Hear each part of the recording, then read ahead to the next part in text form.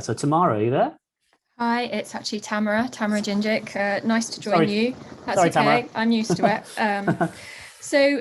Fashion Roundtable was set up by me when I analysed having both a career in the fashion industry, but also in Parliament, that my sector wasn't part of the conversations, and that I had to almost align myself with the music industry to show the unique talent that we have. We're the largest of the creative industries, to put that into perspective, and we make 35 billion for the UK economy, or we did, and we employ nearly 1 million people.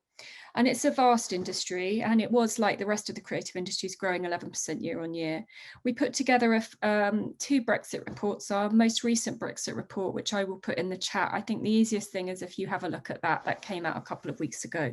In that, we've got 11 recommendations. And from those recommendations, while I know that John's going to come on in a minute from Models One, and I welcome the Stop the Clock declaration that's happening on tier 5 visas, it's still very much the UK having to fold, and ultimately that doesn't help us as UK talent working in the EU.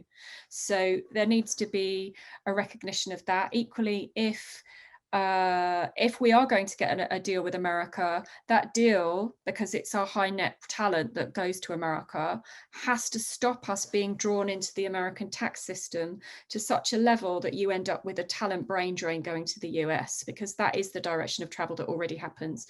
But you are directed into getting two, from my side of the sector, O1s, and then into a green card, and then you're always paying them tax. So I think it's going to be very hard for the UK to take that on. We need to reinstate the VAT retail export scheme. It is absolutely insane that we have now stopped giving a VAT incentive to tourists coming to the UK once we get out of lockdown, and we need to add garment workers to the shortage occupation list. Those two things are in the UK government's gift.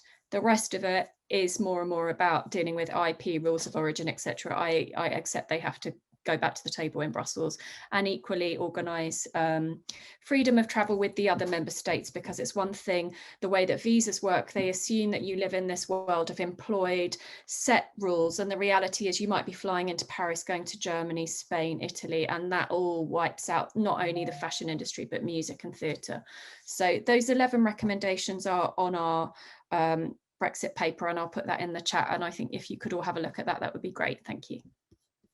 Tamara, thank you so much. Tamara there from the Fashion Roundtable. As we said, this is a multi-industry conversation and we all need to be in this together.